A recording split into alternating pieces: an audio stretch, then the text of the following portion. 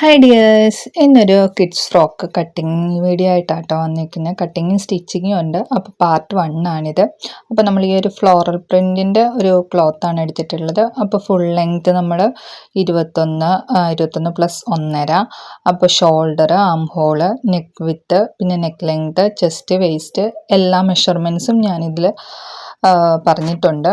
അപ്പോഴത്തേക്ക് നമുക്ക് അപ്പോൾ നമ്മൾ ക്ലോത്ത് 4ആയിട്ട് ഫോൾഡ് ചെയ്ത് മടക്കി ഇട്ടിട്ടുണ്ട്. അതായത് നീളത്തിൽ 2ആയിട്ട് മടക്കിയതിന് ശേഷം വീണ്ടും അതൊന്നുകൂടി മടക്കി അങ്ങനെ 4ആയിട്ട് മടക്കി ഇട്ടേപ്പുണ്ട്. അപ്പോൾ നമ്മൾ പറഞ്ഞായിരുന്നല്ലോ, ഷോൾഡറിനെന്ന് പറയുന്നത് 4.25 ആം ഹോൾ 4.25. അപ്പോൾ അത് രണ്ടും കറക്റ്റായിട്ട് അടയാളപ്പെടുത്തി ഒരു ലൈൻ വരച്ചു. പിന്നെ നമ്മുടെ ചെസ്റ്റ് ലൈന് അതും വരച്ചിട്ടുണ്ട്.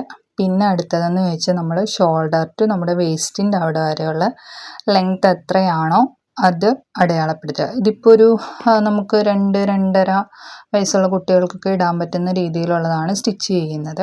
എന്നിട്ട് പിന്നെ നമ്മൾ ചെസ്റ്റ് അടയാളപ്പെടുത്തുന്നുണ്ട്. ചെസ്റ്റ് ശരിക്കും പറഞ്ഞാൽ 5 ആണ്. എങ്കിൽ കൂടി നമുക്ക് എന്താ പറയുക, കറക്റ്റൊരു ഫിറ്റായിട്ടിരിക്കുന്നില്ലല്ലോ. ചില പിള്ളേർക്ക് നമുക്ക് അത്ര ഫിറ്റായിട്ടിരിക്കുമ്പോൾ ഒരു ഇറിറ്റേഷൻ ആയിരിക്കും. അപ്പോൾ അതുകൊണ്ട് തന്നെ നമ്മൾ ഒരു 1/2 ഇഞ്ചോ 3/4 ഇഞ്ചോ കൂട്ടിയിട്ട് കുറച്ച് അത്ര ലൂസാണെന്നുണ്ടെങ്കിൽ മാത്രം നമ്മളൊന്ന് ഓൾട്ടർ ചെയ്താൽ മതി, ഒന്ന് സ്റ്റിച്ച് ചെയ്ത് കൊടുത്താൽ മതി. അപ്പോൾ ഞാൻ 5.5 വേസ്റ്റ് അതുപോലെ തന്നെ 4.5 എന്നുള്ളത് 5 എടുത്തിട്ടുള്ളത്. എന്നിട്ട് നമ്മൾ ജസ്റ്റ് ഒരു കർവ് കുട്ടികളുടെ അല്ല, ആ മിഡിൽ വേണമെങ്കിൽ മിഡിൽ എടുത്തിട്ട്, അതായത് നമ്മുടെ ആ ലൈൻ വരച്ചില്ലേ അതിൻ്റെ മിഡിൽ എടുത്തിട്ട് അങ്ങനെ വേണമെങ്കിൽ നമുക്ക് ആ കൈക്കുഴി വരയ്ക്കാം. എന്നിട്ട് പിന്നെ ആ വേസ്റ്റ് ടോട്ടൽ, അതായത് തയ്യൽ തുമ്പ് 1.5 ഇഞ്ച് അടയാളപ്പെടുത്തിയിട്ടുണ്ട്. അപ്പം അങ്ങനെ ടോട്ടൽ എത്ര ഉണ്ടെന്ന് നോക്കുക. അപ്പോൾ എനിക്ക് 6.5 വരുന്നത്. ഞാൻ അതിൻ്റെ കൂടെ പ്ലസ് ഒരു 2 ഇഞ്ചും കൂടി ആഡ് ചെയ്യുന്നുണ്ട്. അപ്പോൾ 8.5 വരുന്നുണ്ട്. ഞാനതൊരു റൗണ്ടിൽ 9 ഇഞ്ചാക്കി എങ്ങനെ താഴത്തെ ഭാഗം അടയാളപ്പെടുത്തുന്നുണ്ട്.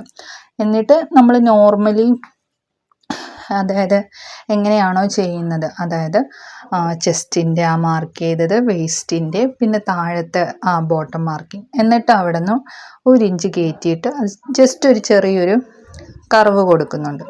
എന്നിട്ട് നമ്മൾ ഈ മാർക്ക് ചെയ്ത പോർഷനിലൂടെ എല്ലാം കട്ട് ചെയ്തെടുക്കുക ചെയ്യുന്നത്. അപ്പോൾ അത് ആദ്യം ഞാൻ ആ ബോട്ടത്തിൻ്റെ കർവിൻ്റെ അവിടെ നിന്ന് കട്ട് ചെയ്ത് തുടങ്ങി.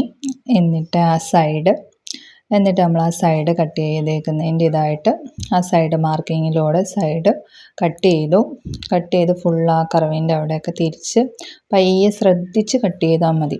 അപ്പോൾ ബിഗിനേഴ്സൊക്കെ ആകുമ്പോൾ കുറച്ച് പാടായിരിക്കും. ഞാനും അത്ര എന്താ പറയുക എക്സ്പീരിയൻസ് ടൈലറൊന്നും അല്ല, ഞാനും ഇങ്ങനെയൊക്കെ തന്നെയാണ് പഠിച്ചു വന്നത്.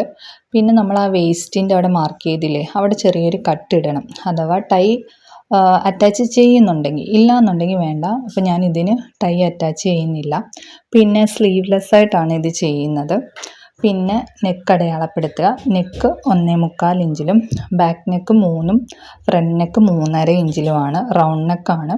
അത് നമ്മൾ മാർക്ക് ചെയ്ത് സ്ക്വയർ ബോക്സ് ആക്കിയതിന് ശേഷം നമ്മൾ റൗണ്ട് മാർക്ക് ചെയ്യുന്നു. എന്നിട്ട് ചെറിയൊരു പീസ് കട്ട് ചെയ്തിട്ട് അതിൻ്റെ മേളിൽ വെച്ചാണ് നമ്മൾ നെക്ക് കട്ട് ചെയ്തെടുക്കുന്നത്. ഈ 2 ഇഞ്ചെന്ന് വെച്ച് നമുക്ക് ബാക്ക് ഓപ്പൺ ഹുക്ക് ജസ്റ്റ് കൊടുക്കാനാണ്. ചില കുട്ടികൾക്കൊക്കെ തല കയറാതെ ഒക്കെ വരും. അപ്പോൾ അതിന് നമ്മൾ ചെറിയൊരു ഓപ്പൺ കൊടുത്തിട്ട് ഒരു ചെറിയ ഹുക്ക് വെക്കുവാണെങ്കിൽ കുഴപ്പമില്ല. അപ്പോൾ അങ്ങനെ നമ്മളിതേ കണ്ടില്ലേ. അപ്പോൾ ഞാനിങ്ങനെ മാർക്ക് ചെയ്ത് അത് ആ റൗണ്ട് നെക്ക് എടുത്തു. അപ്പോൾ ബാക്ക് വെട്ടി സെയിം എങ്ങനെയാണോ ചെയ്തത് അതുപോലെ തന്നെ നമ്മൾ ഫ്രണ്ട് നെക്കും വെട്ടിയെടുക്കുക. ഇതെന്ന് വെച്ച് നമ്മൾ സ്ലീവ്ലെസ് ആയിട്ടാണ് ചെയ്യുന്നതെന്ന് പറഞ്ഞല്ലോ. അപ്പോൾ അതിനുള്ള ഒരു 4 പീസ് ക്രോസ് പീസാണ്. അപ്പോൾ ക്രോസ് പീസൊക്കെ വെട്ടാനായിട്ടൊക്കെ അറിയാമായിരിക്കുമല്ലോ. അപ്പോൾ ക്രോസ് പീസ് 4 പീസ് വെട്ടിയെടുക്കുന്നുണ്ട്.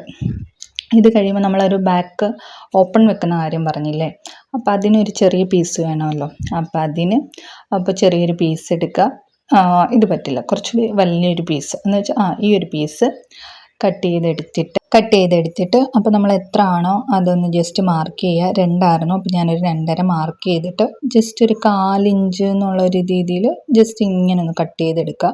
എന്നിട്ട് പിന്നെ ഒരു 1 ഇഞ്ച് ഇതാക്കിയിട്ട് നമ്മൾ അതും ഒന്ന് വീനക്കിൽ കട്ട് ചെയ്തെടുക്കുന്നുണ്ട്. അപ്പോൾ നമ്മളിങ്ങനെ കട്ട് ചെയ്തെടുത്തിട്ടുണ്ട് കേട്ടോ. അപ്പോൾ ഫ്രോക്കിൻ്റെ ഫുൾ കട്ടിങ് കഴിഞ്ഞിട്ടുണ്ട്. അപ്പോൾ നെക്സ്റ്റ് വീഡിയോയിൽ നമുക്ക് സ്റ്റിച്ചിങ് കാണാം.